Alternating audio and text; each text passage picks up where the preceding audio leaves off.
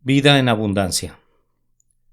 Este sermón fue predicado la mañana del domingo 4 de enero de 1874 por el reverendo Charles Haddon Spurgeon en el Tabernáculo Metropolitano en la localidad de Newington, Ciudad Londres.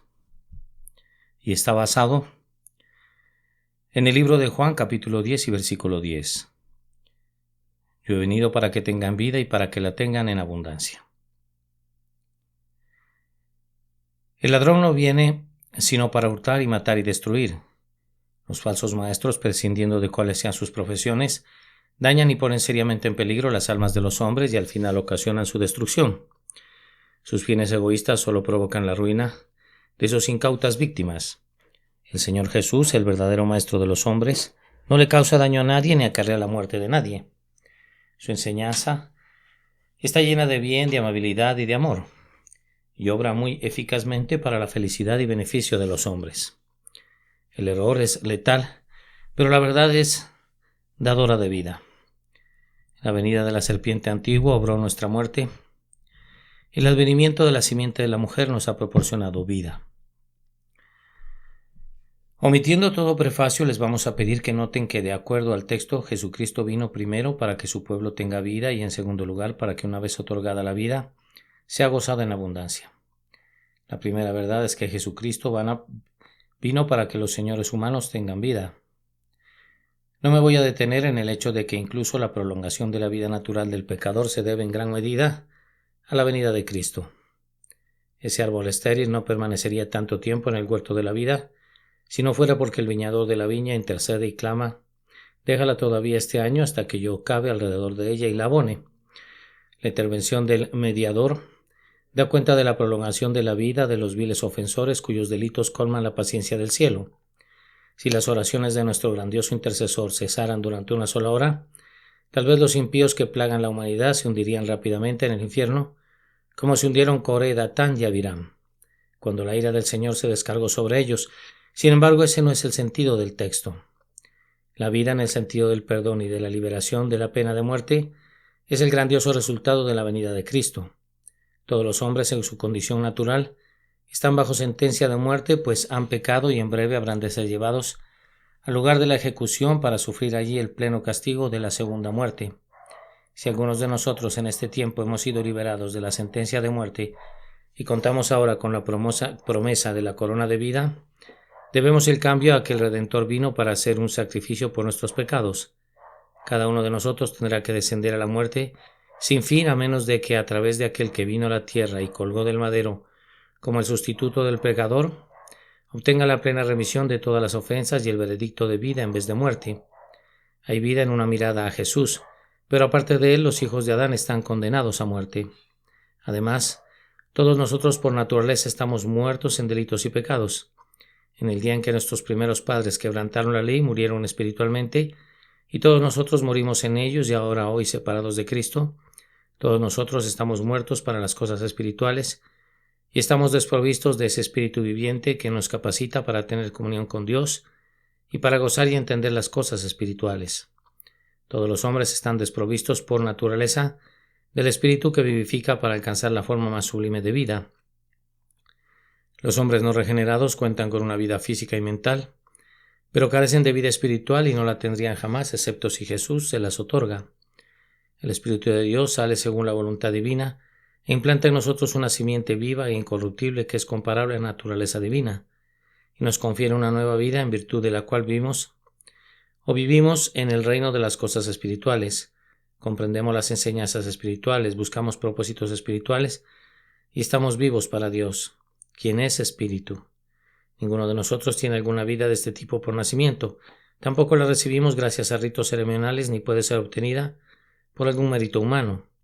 Los muertos no pueden volver a la vida a no ser por un milagro, y tampoco el hombre puede resucitar a la vida espiritual a no ser por la obra del Espíritu de Dios en él, pues él es el único que puede vivificarnos. Cristo Jesús ha venido para llamarnos a que salgamos de los sepulcros del pecado. Muchos ya han oído su voz y viven. Esta vida espiritual es la misma vida que continuará y será perfeccionada en el cielo. Cuando salgamos de la tumba no recibiremos una vida que no poseemos en la tierra. Tenemos que estar vivos aquí para Dios. o tenemos que ocupar nuestro lugar con los que están donde el gusano no muere y el fuego nunca se apaga. En el corazón del creyente late el día de hoy la mismísima vida que gozará de plenitud de gozo en la presencia divina. Aunque hayas mirado a Jesús hace solo unos cuantos minutos, la vida bendita ya está presente en tu corazón. Ya ha sido sembrada en ti la simiente incorruptible que vive y permanece para siempre. La vida celestial está en tu interior y Jesucristo vino para otorgarnos esa vida. Que Jesús es el dador de la vida es una verdad que está muy clara en el texto, lo cual nos conduce a las siguientes reflexiones prácticas. Solo en Jesús puede obtenerse la vida de tu alma. Entonces, si buscas hoy la salvación, aquí encuentras las instrucciones en cuanto a su única fuente. La vida espiritual no resulta de obrar. ¿Cómo es posible que los muertos obren para tener vida? ¿Acaso no tienen que ser revividos primero? ¿Y acaso no es cierto que más bien obran desde la vida para la vida? La vida es un don y cada quien la recibe mediante un acto de Dios. El Evangelio predica vida por Jesucristo. Pecador, allí es donde tienes que mirar. Eres enteramente dependiente de la voz vivificadora de aquel que es la resurrección y la vida. Eso, diría alguien, es muy desalentador para nosotros. La intención es que lo sea. Es un acto de bondad desalentar a los hombres cuando actúan basados en principios erróneos. En tanto que pienses que tu salvación puede ser alcanzada mediante tus propios esfuerzos o mediante tus méritos, o mediante cualquier otra cosa que pudiera provenir de ti mismo, vas por la ruta equivocada y es nuestro deber disuadirte. El camino a la vida va en la dirección opuesta. Tienes que mirar al Señor Jesucristo en vez de mirarte a ti mismo. Tienes que confiar en lo que Él ha hecho y no en lo que tú pudieras hacer. Y no debes valorar lo que tú pudieras obrar en ti, sino lo que Él obra en ti. Recuerda que Dios declara para que todo aquel que cree en Jesús no se pierda, mas tenga vida eterna. Por tanto, si eres capacitado a venir y confiar en la sangre y en la justicia de Jesucristo, tienes de inmediato esa vida eterna que todas tus oraciones y tus lágrimas, tu arrepentimiento, tus asistencias a la iglesia o la capilla y los sacramentos no podrían darte nunca. Jesús puede dártela libremente en este momento, pero tú no puedes generarla por ti mismo. Podrías imitarla engañándote a ti mismo, podrías hermosear el cadáver y hacer que parezca como si estuviera vivo, y pudieras provocarle algunos movimientos espasmódicos por medio de corrientes eléctricas, pero la vida es un fuego divino y tú no puedes ni robarte la llama ni encenderla por ti mismo. A Dios únicamente le corresponde dar vida y por tanto te exhorto a que mires únicamente a Dios en Cristo Jesús. Cristo ha venido para que tengamos vida. Si hubiéramos podido obtener la vida sin necesidad de su venida, ¿por qué fue necesario que viniera? Si los pecadores pudieran recibir la vida aparte de la cruz, ¿por qué fue necesario clavar al Señor de Gloria al vergonzoso madero? ¿Por qué las heridas sangrantes? Emmanuel, si la vida podría venir por alguna otra puerta, pero además, ¿por qué el Espíritu de Dios descendió en Pentecostés? ¿Y por qué permanece todavía entre los seres humanos si pudieran ser vivificados sin Él? Si la vida pudiera ser alcanzada prescindiendo del Espíritu Santo, ¿con qué fin obra Él en el corazón humano? El sangrante Salvador y el Espíritu que mora en el hombre son pruebas contundentes de que nuestra vida no proviene de nosotros mismos, sino que proviene de arriba. Oh trémulo amigo, apártate de ti mismo entonces.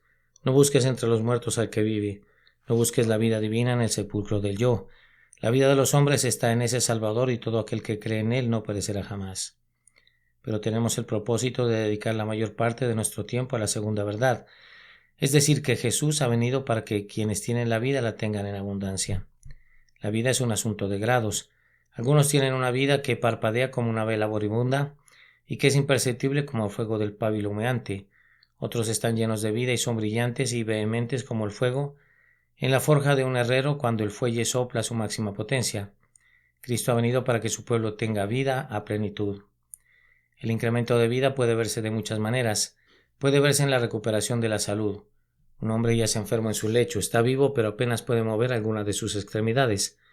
Depende irremediablemente de quienes le rodean. Tiene vida en él, pero cuán limitado es su poder.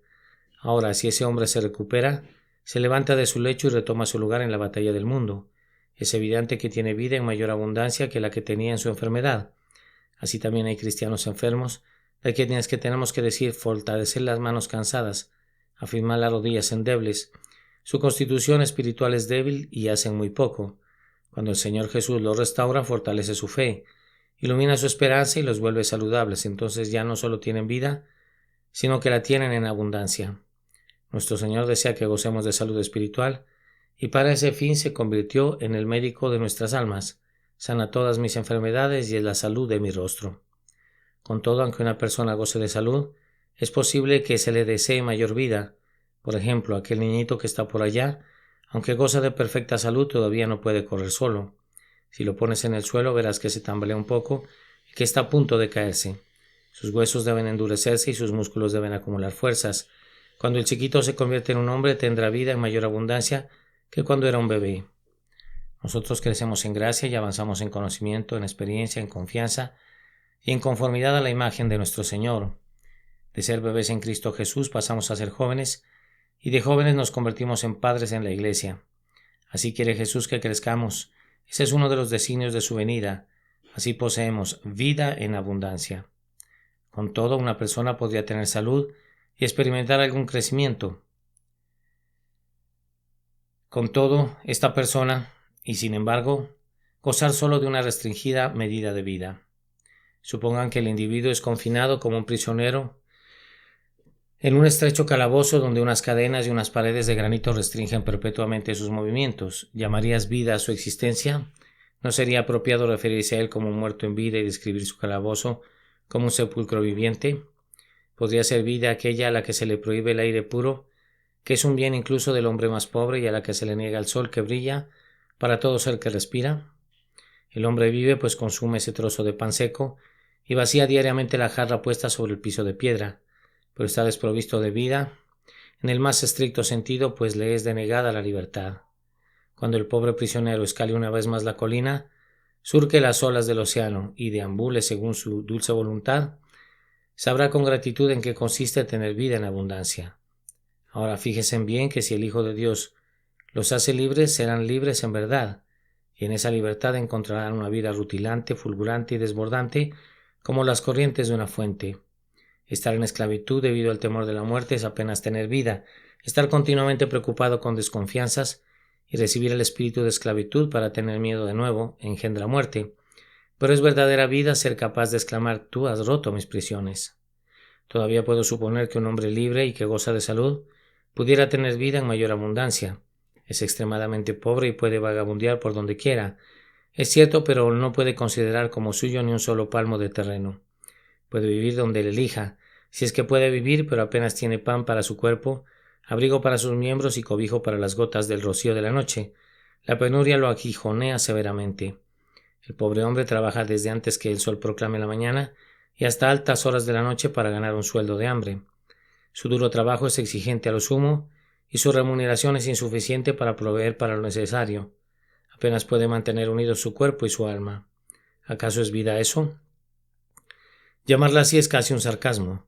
Cuando nos hemos encontrado con personas que se han visto forzadas a dormir sobre el duro suelo o que han estado durante muchas horas sin comer ningún bocado, nos hemos dicho: esas pobres criaturas existen pero no viven.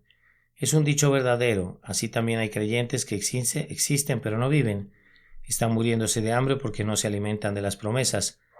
No disfrutan de las ricas cosas que Cristo ha provisto en el pacto de gracia. Pero cuando el Señor Jesús los capacita para que participen de los gruesos tuétanos y de los vinos purificados, entonces no solo tienen vida, sino que la tienen en abundancia. Puedo suponer todavía que una persona sea libre, saludable y que disfrute de la abundancia, pero que necesite mayor vida en cuanto a sus relaciones con sus semejantes. Es insignificante y despreciado, es un paria y un proscrito, no tiene a nadie que lo ame o que lo mire con respeto, y ni siquiera se respeta a sí mismo. Anda sigilosamente por todas partes como si portara la marca de Caín. Ha olvidado la esperanza y se ha despedido del amor. ¿Sientes piedad por un hombre así cada vez que piensas en él? Poseer el amor y la estimación de nuestros semejantes es necesario si queremos vivir. Cuando está bajo convicción de pecado, el hombre siente ser menos que nada un pecador indigno de alzar sus ojos al cielo, un leproso digno de ser encerrado con los inmundos, o se siente como un hombre muerto, olvidado y relegado. Yo les digo por experiencia propia que él descubre que es entonces un poderoso enriquecimiento para su vida cuando el Señor Jesús lo levanta del muladar y lo hace sentar con los príncipes de su pueblo. Hermanos, saber que ustedes ya no son más unos esclavos sino hijos, herederos del cielo y coherederos con Jesucristo, que son alguien de quien los santos son compañeros y a quien los ángeles sirven, eso es tener vida en abundancia, ¿no es cierto? De esta manera, Les he sugerido apresuradamente algunos de los puntos en los que se revela el crecimiento de la vida. Ahora voy a exponer el mismo tema de otra manera. Quiero presentar ante ustedes 7 aspectos en que los cristianos deben buscar vida en abundancia. Primero, deben desear un mayor vigor. Se tiene que construir un muro de contención o se tiene que abrir una zanja. Se necesitan obreros. Aquí están sus palas y sus picos y sus carretillas, pero se requieren hombres. Vean unas cuantas personas se ofrecen para ser contratadas. Son muy delgadas, tienen ojos singularmente brillantes, mejillas hundidas y una tos de ultratumba. Constituyen un grupo selecto proveniente de un hospital para tuberculosos. ¿Los contratarías? ¿Por qué lo dudas tanto? Esos hombres tienen vida. Oh, sí, comentas, pero yo quisiera que la tuvieran en abundancia. No podrían realizar el trabajo que requiero que se haga. Tenemos que despachar a esos pobres hombres. Tienen que ir a ver al doctor y deben recibir cuidados. Vean por allá hasta otro grupo de sujetos robustos y fornidos. Mire sus rostros rubicundos, sus anchas espaldas y sus poderosos miembros. Entréguenle los picos, las palas y las carretillas y verán qué cosas pueden lograr los peones británicos. ¿Cuál es la diferencia entre los dos conjuntos de hombres, esos peones y esos tísicos? Pues bien, la diferencia estriba en la presencia o en la ausencia del vigor en su constitución física. Hay un algo, no podemos decir con exactitud qué es, y tal vez ni el mismo médico pudiera identificarlo, pero un conjunto de hombres sin ese algo son débiles, y los otros con ese algo están llenos de fuerza. Nuestro Señor Jesús ha venido para que en un sentido espiritual tengamos ese vigor, para que tengamos una vida vigorosa, bien fundada, bien equipada, bien establecida y confirmada, y seamos capaces de un arduo servicio y de una poderosa acción. Quiere que caminemos sin cansarnos y que corramos sin desfallecer. Quiere que nos comportemos como hombres y que seamos fuertes. Amados, ¿no ven qué gran diferencia hay entre unos cristianos y otros? ¿Acaso no son algunos de ellos inválidos espirituales? Ellos creen, pero su oración favorita es creo, ayuda a nuestra incredulidad. Ellos esperan, pero el miedo está casi enteramente en posesión de sus corazones. Sienten amor por Cristo, pero cantan con frecuencia amo al Señor o no, soy suyo o no. Ellos necesitan medicina y cuidados. Denles cualquier trabajo para el Señor y verán cuán pronto se cansan. Si los descorazonas un poquito, se sumen en la desesperación. Oh, que el Espíritu de Dios les diera vida en abundancia. Me temo que una gran proporción de cristianos conforman hoy la lista de enfermos y van en declive por falta de un principio profundamente arraigado y de una sólida vitalidad de piedad, que es a lo que me refiero cuando hablo de vigor. Es triste ver cómo algunos cristianos profesantes son conducidos al descarrío por cualquier error que sea aplausiblemente colocado delante de ellos. Si todos los cristianos fueran iguales, entonces el papado fácilmente se pudiera convertir en la religión prevaleciente del país, pues no tiene ningún principio protestante, ningún arraigo en doctrina, ninguna firmeza en la fe. Ellos creen, pero no saben por qué o por cuál motivo lo hacen, y no pueden dar una razón para la esperanza que hay en ellos. Es de temerse que profesan la verdad porque otros siguen esa tendencia, y porque algún elocuente predicador ha ganado su afecto y se ha convertido en su oráculo. Están desprovistos en su interior del material del cual están hechos los mártires, y no tienen en su naturaleza un espíritu indomable. No tienen ninguna decisión, ninguna tenacidad de convicción, ni ninguna firmeza de agarre. Por consiguiente, siempre que vengan tiempos de persecución en esta tierra, ellos serán nuestra debilidad. Tendremos que cuidar a tales seguidores pusilánimes y ponerlos en la retaguardia, o de otra forma el enemigo provocará un triste estrago entre ellos.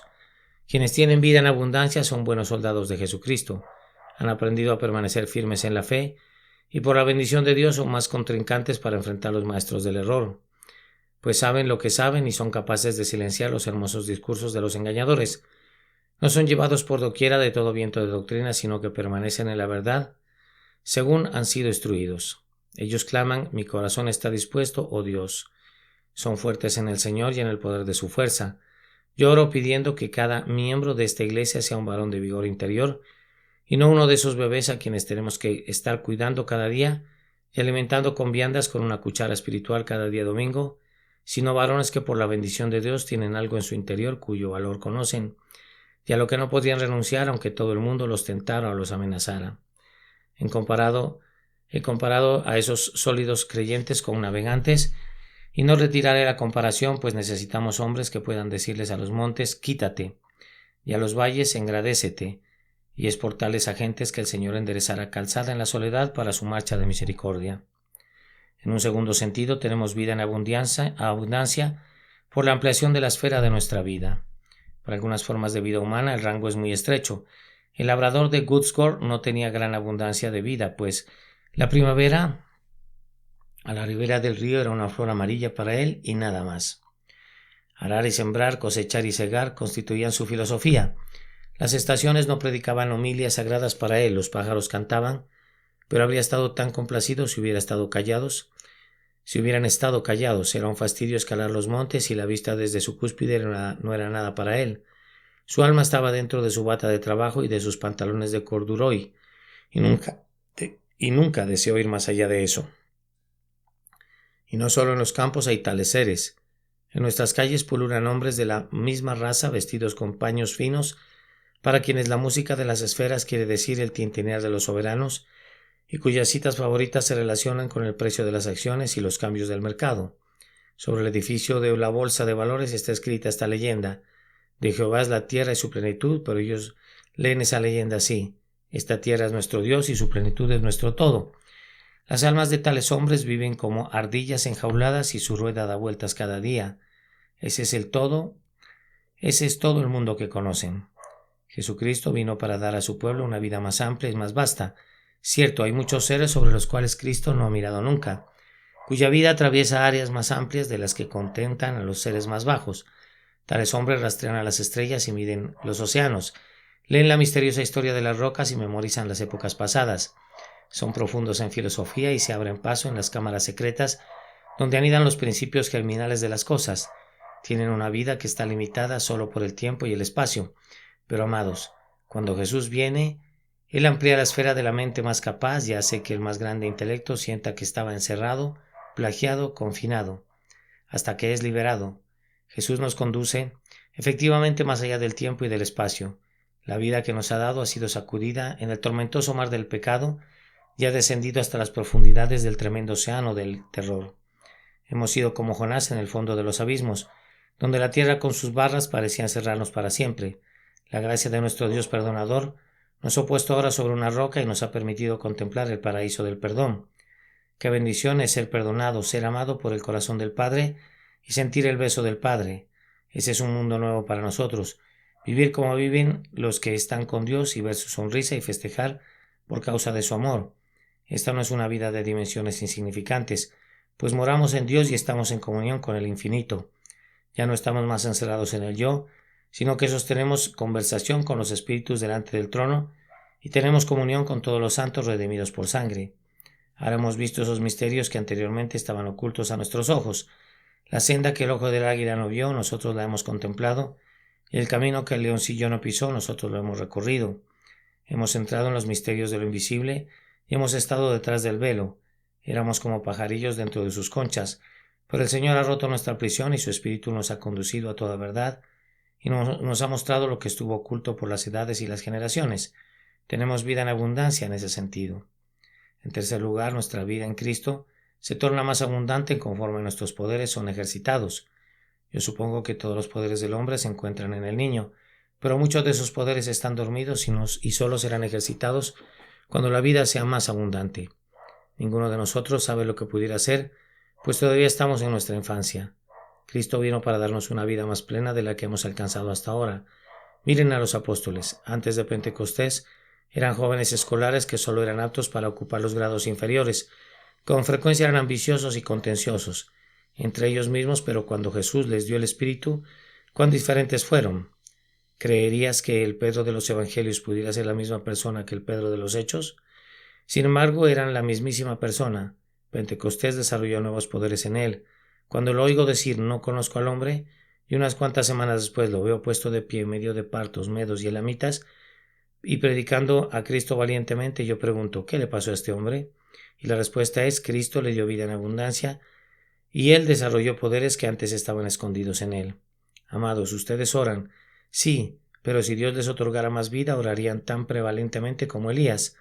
Aún ahora ustedes buscan la santidad, pero si tuvieran vida en abundancia, caminarían delante del Señor en gloriosa rectitud, como lo hizo Abraham.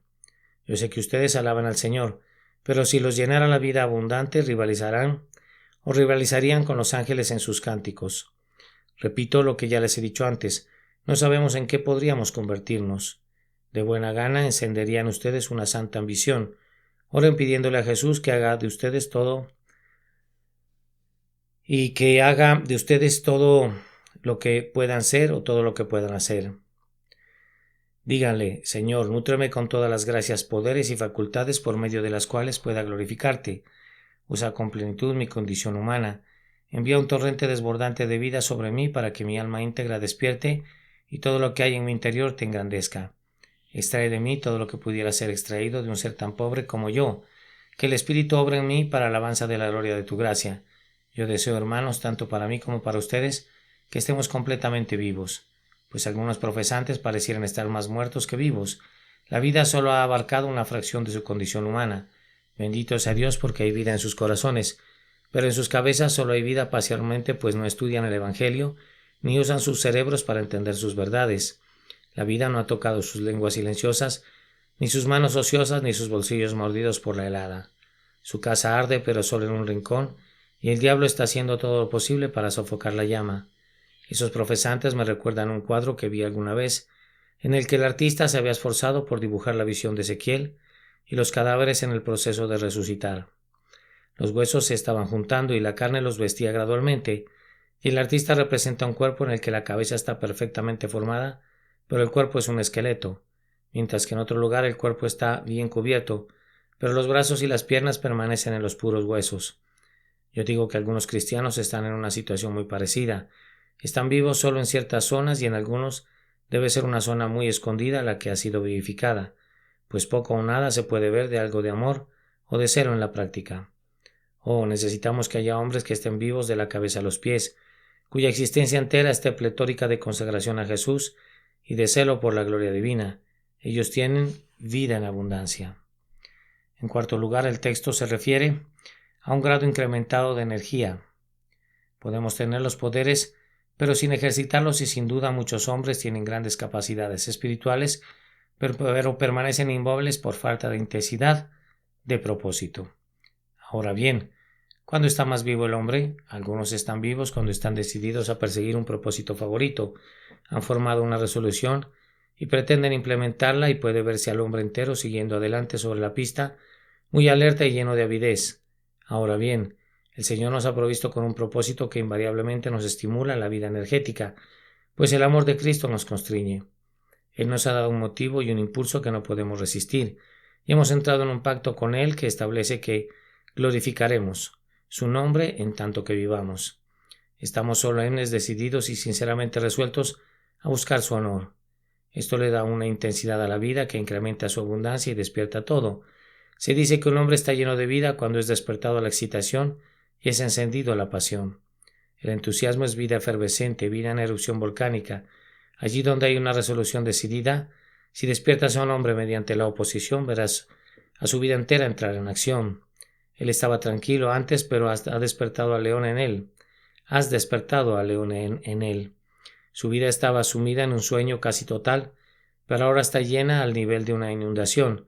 El hombre se siente transportado, en mirada y en plática está completamente nuevo, y en actos está lleno de energía al máximo grado.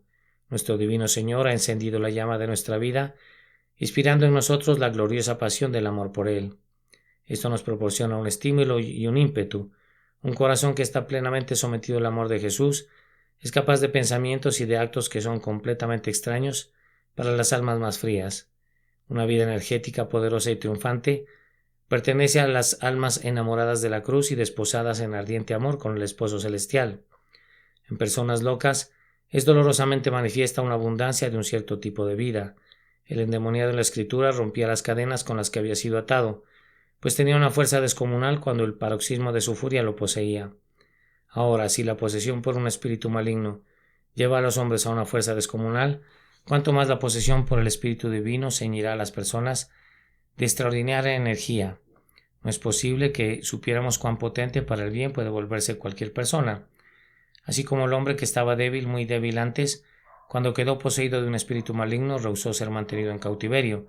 Así el hombre poseído por el Espíritu Divino se vuelve sobrenaturalmente fuerte y rehúsa ser un cautivo del pecado o de Satanás. Mira, Martín Lutero, ¿hubieras podido creer que ese pobre monje sacudiría el Vaticano y sin embargo lo hizo en su celo por la verdad y su odio por el error. Miren a otros hombres en otros tiempos que han sido levantados por Dios para un propósito especial. Con abundante vida les dio su santo ardor. Fueron como Sansón en tiempos antiguos. Acércate a Sansón, palpa su carne y mira sus huesos. No es más grande que otro hombre. Aunque sus músculos indican un enorme vigor, no parece sorprendentemente superior a otros.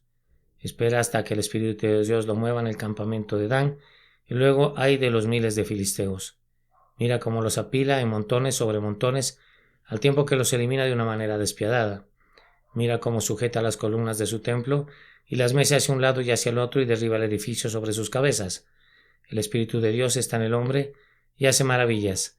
Si el Espíritu de Dios viene a ti, te hará hacer mayores cosas que esas y alcanzar victorias más excelsas. Solo créelo y ven a Cristo, pues se ha de tener vida en abundancia. Vamos a cambiar la línea de nuestro pensamiento y llegando al quinto punto vamos a decir que a menudo se ve abundancia de vida en el goce desbordado.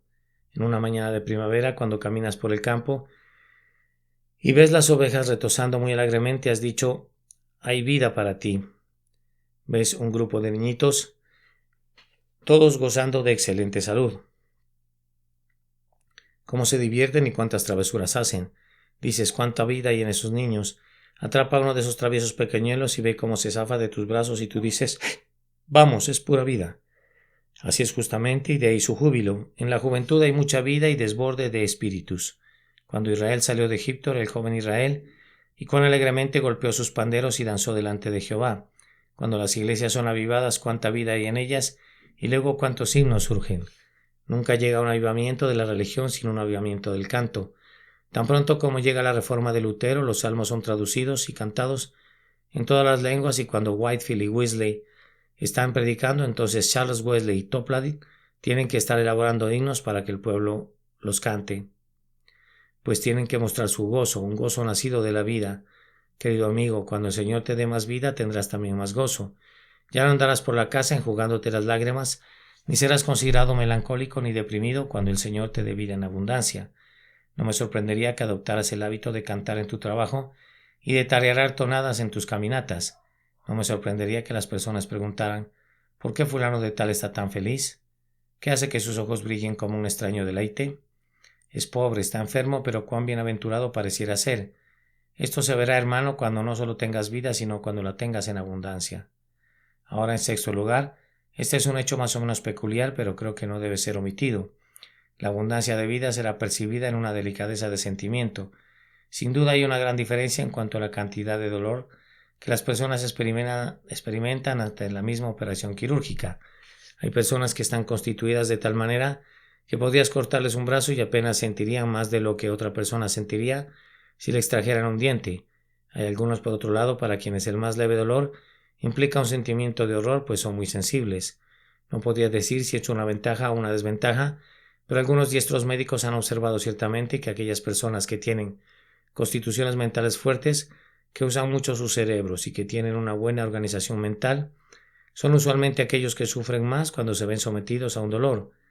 Hay más vida en ellos de un cierto tipo y son más sensibles por esa razón. Ahora bien, cuando el Señor Jesucristo da a los miembros de su pueblo la vida en sus formas más sublimes, se vuelven más capaces de sentir dolor. El mismo pecado les hará dolerse 100 veces más de lo que solía hacerlo y se abstendrán de él con mayor ansiedad para evitarlo. Si eres simplemente un cristiano, puedes hacer el mal y serás penitente. Pero si tienes mucha vida y haces el mal, entonces tu corazón se retorcerá de angustia y te despreciarás delante de Dios. El hombre lleno de delicada vida no solo sufrirá más, sino que probablemente experimente más placer. Él es sensible a gozos desconocidos para otros, y su constitución entera se estremece con un placer que otro percibe solo débilmente. El nombre de Jesús es indeciblemente dulce para los que tienen vida en abundancia. Solo tener vida es algo precioso, pero es inapreciable para los que tienen corazones muy tiernos, que desbordan con una vida exuberante. Me he encontrado con algunos cristianos que dicen que no pueden entender el Cantar de Salomón, y no me he sorprendido por ello, pues es un libro de prueba para almas sensibles, y cuando los hombres tienen mucho de la vida de amor, ese sagrado cántico se adecua a sus sentimientos mejor que cualquier otro libro de la Biblia, porque es un tierno libro de amor sagrado, y es deslumbrante como carbones de altar. Oh, yo les ruego que tengan mucho de la ternura de la vida intensa. Y no he agotado el significado de la delicadeza. También quiero decir esto. Hay una delicadeza de mano que el varón puede adquirir mediante una larga práctica, que convierte a ese maravilloso miembro en un gran obrador de hazañas. Los dedos y la palma rebosan vida y pueden ejecutar manipulaciones de un tipo sumamente sorprendente. De igual manera, la mano de la fe educada no solo se puede asir, sino manejar la buena palabra de vida. Cuando estamos dotados de esa facultad, atisbamos en los misterios del corazón de Jesús como otros no pueden hacerlo. Los labios también pueden volverse sensibles. Laura Friedman aprendió a leer con sus labios las letras resaltadas, y los ciegos tienen muy generalmente una maravillosa vida en las yemas de sus dedos que otros no hemos desarrollado todavía. Así el Señor quiere que su pueblo goce de una vida sensible, de discernimiento que les ha de revelar cosas que de otra manera no hubieran sentido ni conocido nunca. Oh, cuando tu alma es bendecida con una santa delicadeza, cuando cada parte de tu naturaleza se ha llenado con una intensa sensibilidad y la desborda, y además con una educada sensibilidad para la mente y la voluntad divinas, entonces estás llegando donde Cristo quiere que llegues. Además, esta delicadeza se muestra en una maravillosa comprensión y en una agudeza de percepción que no habían estado allí antes. El indio pega su oído al suelo y dice: un enemigo se aproxima, y en cambio tú no puedes oír ni un sonido. Cuando se llega a una curva en el bosque, él dice: hay una pista rumbo a la derecha, y en cambio tú no puedes ver que una varita fue cortada ni que una sola hoja de hierba fue doblada. Sus facultades están llenas de vida y por eso tiene un mejor oído y mejor ojo que tú. ¿Recuerdas la historia del sitio de Lucknow? Cuando la mujer montañesa dijo: lo oyes, ella podía oír el sonido de la música de los montañeses cuando aún estaba muy distante. No dudó de que lo oyera, aunque los demás no lo oían. Su oído era más agudo que el de ellos. Jesús quiere que tengamos una rápida percepción en el temor del Señor, de tal manera que podremos decir: Él viene, puedo oír sus pisadas, y el mundo dirá: estás loco, comamos y bebamos y casémonos y démonos en casamiento. Necesitamos ser capaces de decir: puedo oír la voz del esposo, cuando otros dicen: no es así, es la pura imaginación. Necesitamos ojos que vean la tierra que está muy distante, para que sean visibles para nosotros las puertas de oro de nuestro hogar celestial. Así tendremos vida en abundancia. El séptimo punto es este: la vida cuando es abundante se vuelve suprema. Algunas razas de hombres tienen vida física, pero no la tienen en abundancia. Por ejemplo, los indios cobrizos y las razas australianas tienen vida, pero al cabo perecen y desaparecen de la faz de la tierra. Mientras que otras razas de vida más vigorosa luchan con su ambiente y sobreviven, los cristianos deberían tener una vida tan abundante que sus circunstancias no deberían ser capaces de vencerlos, una vida tan abundante que en la pobreza sean ricos, en la enfermedad gocen de salud espiritual, en el desprecio estén llenos de triunfo y en la muerte estén llenos de gloria. Gloriosa es la vida que desafía las circunstancias, hermanos. Cristo nos ha dado una vida suprema, suprema en su tenacidad, no puede ser destruida, nadie puede cortar su hilo. ¿Quién nos separará del amor de Cristo? Ni lo presente ni lo porvenir podrían hacer eso. Tenemos una vida tan abundante que triunfa sobre todo. Lo que deseo más que nada es tener esta vida de una manera tan abundante que sea suprema sobre mi ser entero. Hay muerte en nuestro interior y esa muerte forcejea con nuestra vida. Nuestra vida ha derribado a la muerte y la mantiene bajo sus pies. Pero tremendo es el esfuerzo de la muerte para levantarse de nuevo y retomar el control. Hermanos, debemos sojuzgarla y plantar la rodilla de la oración sobre su pecho y presionarla contra el suelo. No hemos de permitir que el pecado tenga dominio sobre nosotros, antes bien la vida en abundancia por medio de la gracia tiene que triunfar sobre la corrupción interna. Hay todavía muchas cosas más allá de ustedes, hermanos cristianos, pero todo eso es alcanzable. No deben sentarse y decir: tenemos que ser siempre cautivos de la carne y tenemos que rendirle obediencia. Amados, ustedes pueden vencer. Si la gracia de Dios está en ustedes pueden vencer. No deben congratularse de la perfección de este lado de la tumba. Tal jactancia debe estar lejos de ustedes, pero en la fortaleza de Dios, la vida de Dios que está en ustedes puede crecer y crecerá, pues Cristo vino para hacerla crecer hasta que la muerte sea hollada y ustedes sean más que vencedores por medio de aquel que los amó. Mi tiempo se ha agotado. El tema es demasiado grande para mí, entonces solo concluyo con esto. Si quieren vida, tienen que obtenerla de Cristo, y si quieren más vida, tienen que acudir a ese mismo lugar. No miren a Cristo para los principios para luego mirar a otro lugar para las etapas finales. Cristo vino para que tengan más vida. Vengan a Él por la fe. No miren a las ceremonias o a los servicios externos ni a ninguna otra cosa, Para el crecimiento en la gracia, aparte de Jesús, deben acudir a Él y Él se los dará, y serán ricos para todos los propósitos de bienaventuranza. Que Dios nos conceda que todos los miembros de esta iglesia reciban esta gran bendición. Por Cristo nuestro Señor. Amén. Nota del traductor.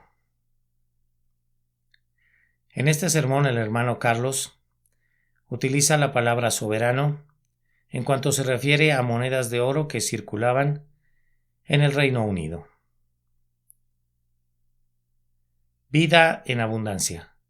Sermón predicado la mañana del domingo 4 de enero de 1874 por Carlitos Haddon Spurgeon en el Tabernáculo Metropolitano, Newington, Ciudad de Londres.